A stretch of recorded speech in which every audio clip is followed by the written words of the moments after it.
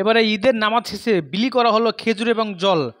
স্বাগতিক বিধায়কের পক্ষ থেকে দেখতে পাচ্ছেন সেই চিত্র সরাসরি সবার বার্তা ফেসবুক নিউজে। স্বাগতিক ব্লকে মোট 140টি ঈদগাহ ময়দান, তার মধ্যে 180টি ক্যাম্প করা হয়েছে, আর প্রতিটি ক্যাম্পে বিলি করা হচ্ছে খেজুর এবং জল। আর বিধায়ক বাইরন বিশ্বাসের এই মানবিক উদ্যোগকে সকলেই সাধুবাদ জানিয়েছেন।